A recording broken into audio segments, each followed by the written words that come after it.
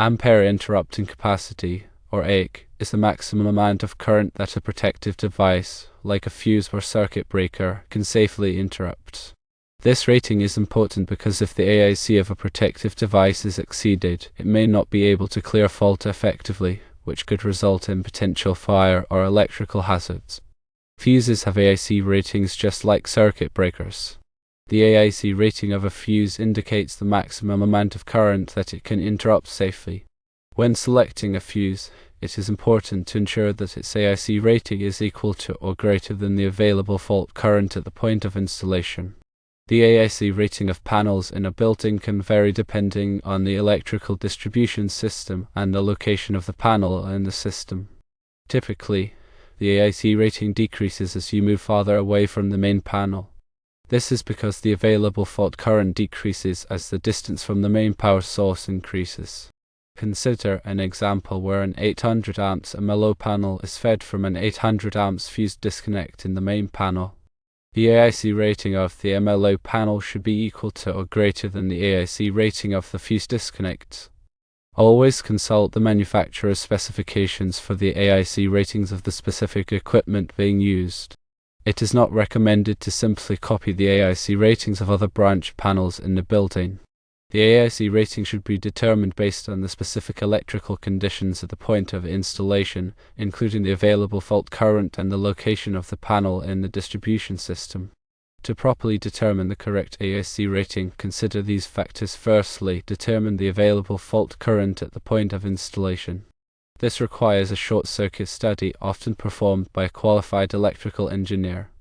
The short circuit study analyzes the electrical system to determine the maximum fault current that could flow at various points in the system during a short circuit condition.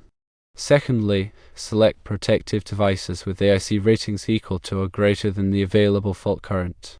Fuses and circuit breakers should have AIC ratings that meet or exceed the calculated fault current at their respective locations. Thirdly, consider the location of the panel in the electrical distribution system. Panels located closer to the main power source typically require higher AIC ratings due to the higher available fault current. Panels located farther away from the main power source may have lower AIC ratings due to the reduced fault current. Fourthly, consult manufacturer's specifications for AIC ratings of specific equipment. Refer to the manufacturer's documentation for the AIC ratings of fuses, circuit breakers, and other protective devices. Ensure that the selected devices are suitable for the specific application and meet the required AIC ratings. Fifthly, coordinate AIC ratings with other protective devices in the system. Coordinate the AIC ratings of fuses and circuit breakers to ensure proper selective coordination. Selective coordination ensures that only the protective device closest to the fault opens, minimizing downtime and preventing unnecessary outages. Sixthly, consider future expansion or modifications to the electrical system. When selecting AIC ratings, consider potential future expansion or modifications to the electrical system. Choose protective devices with AIC ratings that can accommodate future increases in fault current due to changes in the electrical system. Seventhly, comply with applicable electrical codes and standards. Ensure compliance with all applicable electrical codes and standards, such as the National Electrical Code, when selecting AIC ratings for protective devices. The NEC provides guidelines for selecting appropriate AIC ratings based on the available fault current and the location of the equipment. Eighthly, perform regular inspections and maintenance of protective devices.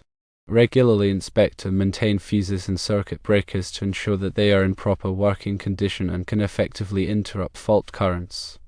Replace any damaged or defective devices promptly to maintain the safety and reliability of the electrical system. Ninthly, document AIC ratings and electrical system information.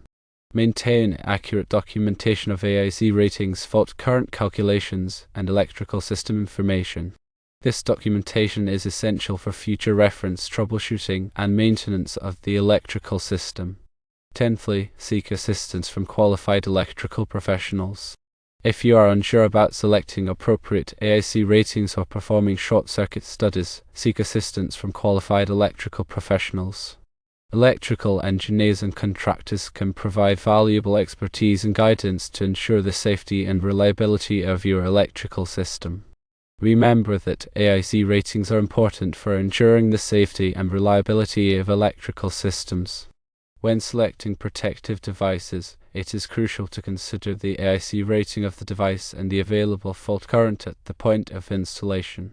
By following these guidelines, you can help prevent electrical hazards and ensure the proper functioning of equipment. Let's delve a little deeper into short circuit studies. A short circuit study is a comprehensive analysis of an electrical system to determine the magnitude of fault currents that could flow during a short circuit condition. These studies are essential for selecting appropriate protective devices, such as fuses and circuit breakers, and for ensuring the safety and reliability of the electrical system.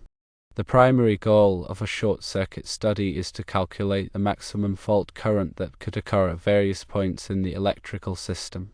This information is then used to select protective devices with adequate Ampere Interrupting Capacity, or AIC, ratings to safely interrupt the fault current without causing damage to equipment or creating safety hazards.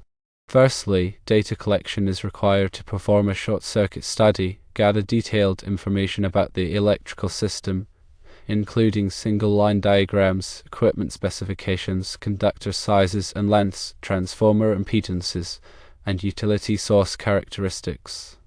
Accurate and up-to-date information is crucial for obtaining reliable results. Secondly, modeling the electrical system involves creating a computer model of the electrical system using specialized software. The model includes all significant components of the system, such as generators, transformers, conductors, motors, and loads.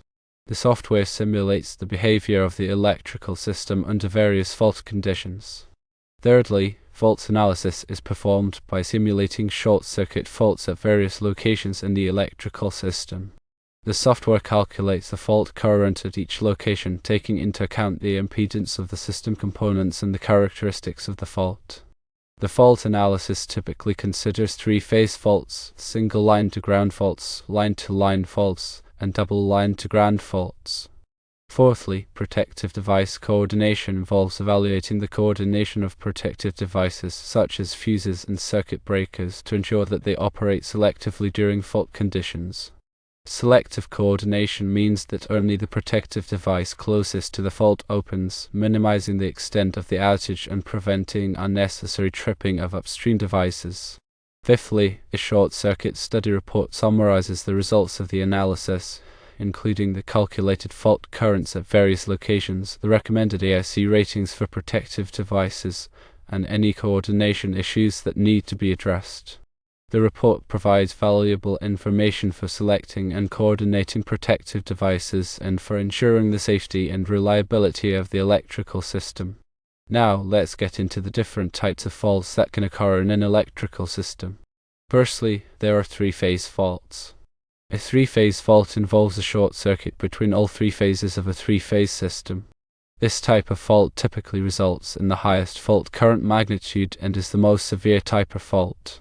Secondly, there are single line-to-ground faults. A single line-to-ground fault involves a short circuit between one phase and ground. This type of fault is common in grounded electrical systems and can result in significant fault currents. Thirdly, there are line-to-line faults. A line-to-line fault involves a short circuit between two phases of a three-phase system. This type of fault typically results in lower fault currents compared to three-phase faults but can still cause significant damage. Finally, there are double line-to-ground faults. A double line-to-ground fault involves a short circuit between two phases and ground. This type of fault is less common than single line-to-ground faults but can still occur in certain situations. In the context of HVAC systems, chillers and pumps often have specific electrical requirements, including AIC ratings for their protective devices. When installing or maintaining HVAC equipment, it is crucial to consider the AIC ratings of the fuses and circuit breakers that protect the equipment. This helps ensure that the equipment is adequately protected against short-circuit faults and that the electrical system operates safely and reliably.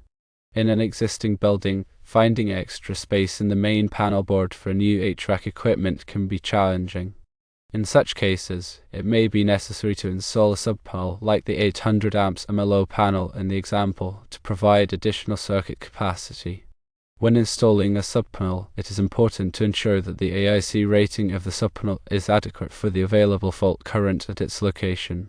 This may require performing a short circuit study to determine the fault current and selecting a subpanel with an appropriate AIC rating. Also, remember to refer to relevant electrical codes and standards. The National Electrical Code, or NEC, provides detailed requirements for the installation and protection of electrical systems, including guidelines for selecting AIC ratings for protective devices. It is essential to comply with the NEC and other applicable codes and standards when designing and installing electrical systems for HVAC equipment. To summarize, firstly, AIC is the maximum current a device can safely interrupt.